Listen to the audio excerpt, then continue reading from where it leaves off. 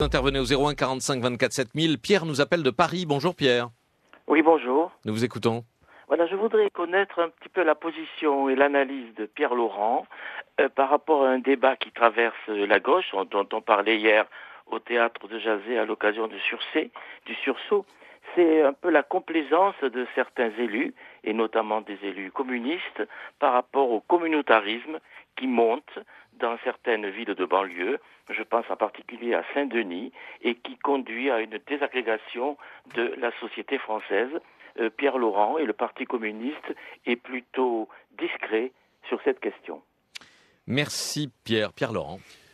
Merci de votre question. J'ai lu effectivement des choses qui s'écrivent sur la ville de Saint-Denis que je connais très bien, et je suis très étonné de ce qui s'écrit sur cette ville, parce que s'il y a une ville où on est capable de vivre ensemble, s'il y a une ville qui sait construire de la solidarité, c'est bien cette ville. Et nous ne confondons pas ce que vous appelez la complaisance avec le communautarisme, avec certains qui nous inciteraient au contraire à encourager de la discrimination. Nous sommes très attachés dans ces villes où il y a un grand brassage de population à créer de l'égalité et de l'égalité sans discrimination. Et je pense que ça n'a rien à voir avec la complaisance que vous semblez évoquer. Il s'est écrit sur Saint-Denis, il s'est écrit aussi sur Aubervilliers. C'est l'écrivain Didier Deninx qui, dans une tribune assez retentissante adressée au Monde il y a 10 jours, écrivait qu'à Aubervilliers, le parti de gauche local n'avait pas hésité à placer sur les rangs un futur maire adjoint qui engageait le dialogue avec les troupes d'Alain Soral. Un autre futur maire adjoint, membre du Parti communiste, s'amusait à relayer les messages de la Manif pour tous afin d'inciter les frères à se détourner des socialistes valeurs de décadence. Et puis, il y avait encore un autre exemple d'un agent électoral du Front de gauche condamné à 6 mois de prison pour avoir menacé de mort un voisin lui promettant de l'égorger tout en brandissant un bonnet siglé Daesh. Voilà. Bon, écoutez, vous l'avez lu cette tribune, oui, Pierre Laurent ? Moi, je pense qu'il faut être un peu sérieux. S'il y avait autant de gens c'est pas vrai, comme les communistes, notamment dans ces villes, mais d'une manière générale dans le pays, qui soient à la fois capables d'être très fermes sur la lutte contre tous les racismes, contre toutes les discriminations, et en même temps ferme sur nos principes de laïcité, je pense que la société française ne s'en porterait que mieux. Donc je pense que ces propos-là sont des caricatures par rapport à ce que le travail considérable que nous menons pour créer de la solidarité, du vivre ensemble, de la fraternité dans ces villes. Et quant à la lutte contre ceux qui, de Daesh ou d'autres, avancent des propos fondamentalistes extrêmement dangereux, nous sommes là aussi en première ligne. Je pense que nous manions avec discernement ces combats sans les opposer. Référence aussi à l'avertissement adressé par Manuel Valls hier au théâtre de Jazet sur cette minorité salafiste en passe, disait-il, de remporter la bataille idéologique et culturelle sur l'islam. Il ne représente que 1% des musulmans de France, mais on n'entend que. Mais c'est là où il y a un problème par contre, c'est que ce type de propos, ceux de Manuel Valls, qui font comme si vous venez de le citer, les salafistes étaient en train de gagner la bataille politique et idéologique, sous-entendu dans la communauté musulmane française. Alors là, effectivement, c'est très grave de dire ça, parce que ça n'est pas vrai. Et nous qui vivons justement dans des villes où il y a très nombreux citoyens français ou pas français d'ailleurs, de travailleurs étrangers qui sont de confession musulmane, nous savons bien que c'est le contraire. Et que ces populations, avec nous, sont en train d'essayer de construire des résistances, justement, à ces idéologies dangereuses. Elles essayent de construire, mais est-ce qu'il y a une pression islamiste ?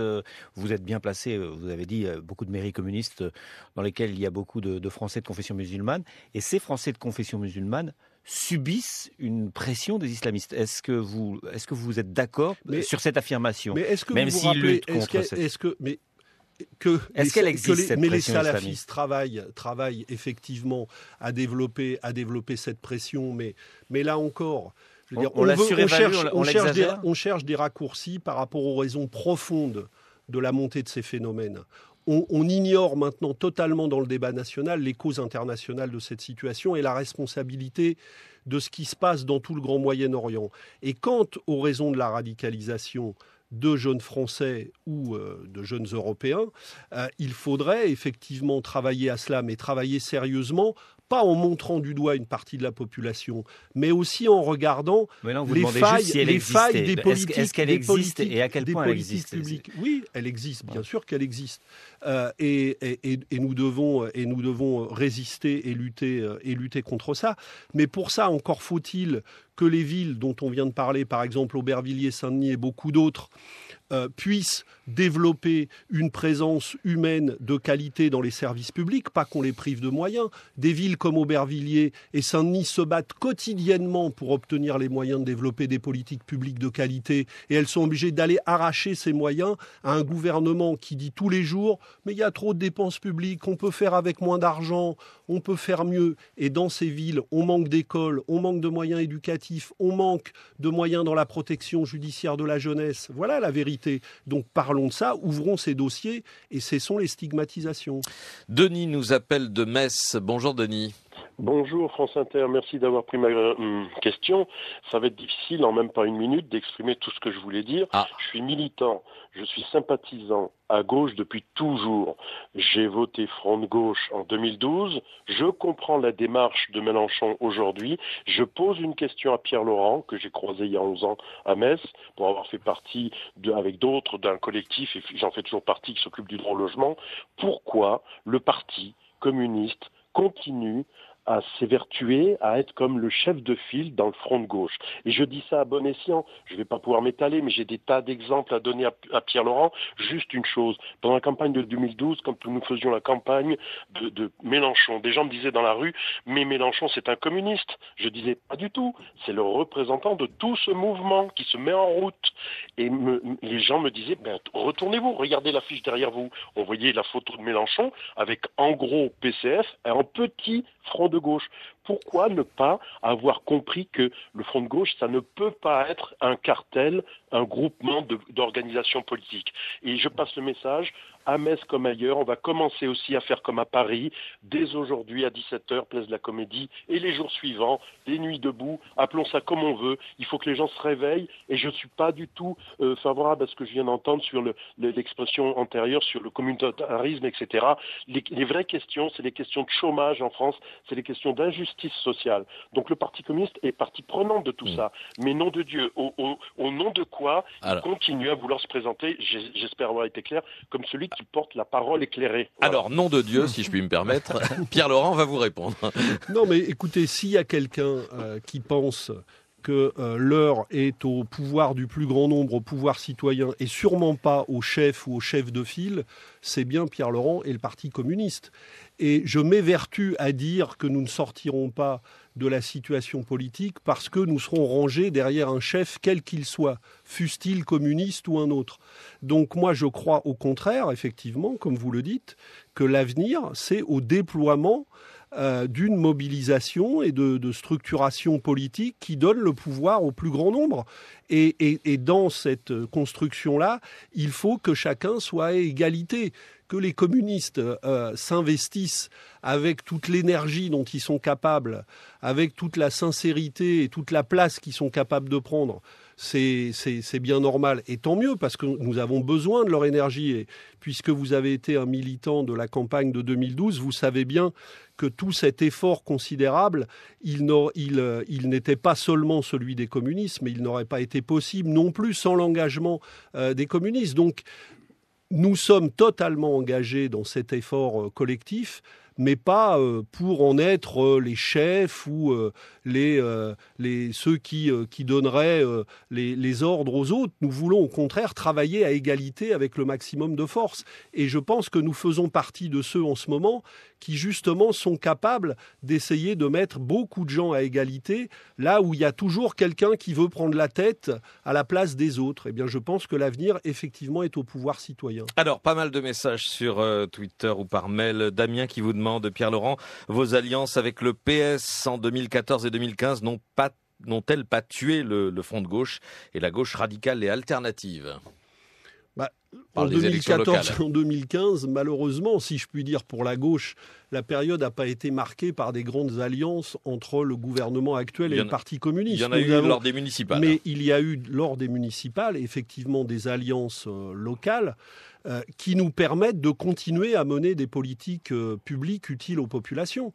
À Paris, nous continuons d'avancer, et c'est un communiste, Yann Brossac, qui est le maire adjoint au logement, vers la perspective d'aller vers les 30% de logements sociaux pour répondre à une demande qui reste très forte en matière de logement. Regardez ce qui se passe dans les conseils régionaux. On devrait regarder plus attentivement ce qui se passe dans les conseils régionaux qui viennent de basculer à droite. Nous allons manifester demain devant les portes du conseil régional parce que Valérie Pécresse vient de décider de supprimer tous les financements de la région aux villes pour le logement, aux villes qui ont déjà plus de 30% de logements sociaux. Ça veut dire que la région décide qu'elle ne donnera plus 1 centime d'euro aux villes où la pression pour le besoin de logement est la plus grande. Et elle va donner en revanche de l'argent à des villes qui, elles, refusent de construire du logement social et devraient être mis à l'amende. Voilà la réalité de ce qui se passe quand nous laissons la place à ces forces-là. Donc effectivement, nous continuons d'essayer de garder des positions locales qui soient utiles aux populations. Réaction à chaud d'un auditeur, Laurent Lémony, je cite son nom puisqu'il l'a laissé sur notre site web. Pierre Laurent pratique la langue de bois, j'habite Saint-Denis, la municipalité joue avec le feu, contrairement à ce qu'il a dit, encourageant le rejet de la laïcité en manipulant les musulmans. Les communistes sont prêts à tout pour conserver leur dernier bastion, dit-il. Je pense qu'il y a beaucoup de citoyens de Saint-Denis qui en entendant ça doivent avoir les cheveux qui se dressent sur la tête. Parce que s'il y a une ville qui est, je le répète, attachée à la laïcité et au vivre ensemble, qui vont de pair, eh bien c'est bien la ville de Saint-Denis. Et je pense que l'effort déployé dans cette ville est remarquable de ce point de vue. Je fais allusion aussi au débat récent sur ce qu'on a appelé la mode islamique ou la mode pudique. Est-ce qu'il faut, Pierre Laurent, combattre, écoutez bien les termes de ma question, est-ce qu'il faut combattre ceux qui imposent le voile aux femmes ? Ceux qui leur imposent, oui, parce que moi je suis favorable à la liberté de choix pour chacun et à ce que les femmes soient libres. Et l'émancipation des individus ne se découpe pas en tranches, a fortiori quand ça concerne la moitié de l'humanité. Donc quand nous sommes face à des phénomènes de contrainte, effectivement, il faut les refuser.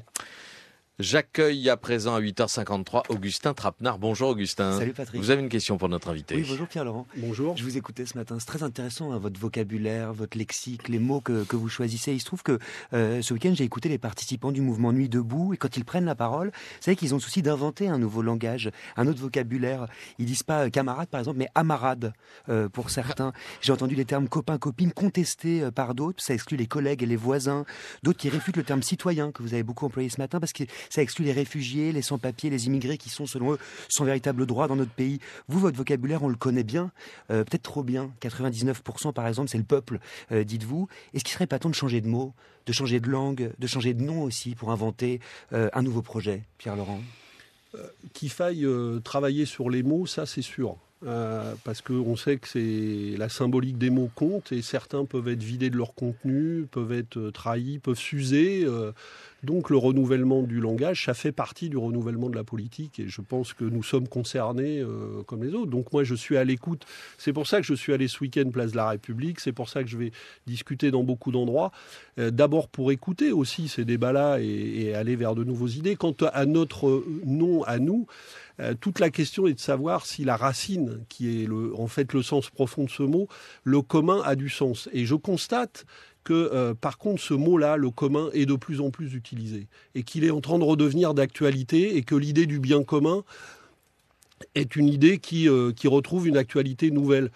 Donc, notre problème, c'est pas de changer de mot, c'est plutôt de réidentifier le mot que nous portons à ce qui porte de meilleur après un siècle où on a vu le meilleur et le pire autour de ce mot. Le commun a du poids, mais le mot communiste a un poids historique dont il est difficile de s'échapper, qui suscite encore des questions. Je les ai épargnées, Pierre Laurent, ce matin, mais Jeanne d'Aix-en-Provence qui vous demande comment on peut être encore communiste en 2016 quand on sait toutes les horreurs commises dans l'histoire au nom des idéaux communistes, ou encore quel est le pays au monde, j'ai vu cette question passer aussi, qui peut représenter un modèle à vos yeux d'idéal communiste. Oui, mais voyez, ces questions l'idéal communiste, ça reste, comme je viens de le dire, fondamentalement l'idée du commun. Je pense que la question du XXIe siècle va être celle du dépassement du système capitaliste. Moi, je pense que la mondialisation telle que nous la vivons aujourd'hui est en train de nous conduire dans des chocs politiques et des chocs de plus en plus graves, voire dans des guerres à cause des inégalités explosives du monde actuel. Donc, il y a plein de gens qui vont se poser la question d'inventer un autre modèle. Ils le diront pas forcément avec nos mots et pas au nom du communisme. Mais je pense que la recherche qui va grandir un peu partout dans le monde, c'est la recherche d'un système qui soit très différent de celui que nous connaissons. Et au fond, s'il y avait une manière de définir pour moi le communisme, c'est la volonté de dépasser le système capitaliste actuel pour inventer une société du bien commun et du bien vivre. Et je pense que cette question-là est une question que vont se réapproprier à leur manière de plus en plus de citoyens dans le monde. D'ailleurs, sinon, on n'aurait pas Bernie Sanders, Jeremy Corbyn et beaucoup d'autres phénomènes politiques surprenants en ce moment dans le monde qui montrent que cette recherche est très très largement partagée. 99%, ça paraît cette semaine au Cherche Midi, signé Pierre Laurent, 9,80 € TTC. Boomerang dans 10 minutes, Augustin Trapenard. Avec Philippe Catherine, toujours aussi déjanté, toujours aussi doué. Son nouvel album Le Film sort vendredi. C'est une déambulation erratique, mélancolique, poétique. Le film d'un type qui dépasse ses pulsions assassines par la musique. Ça promet, Catherine, dans Boomerang, évidemment. Ah, ça promet toujours, évidemment.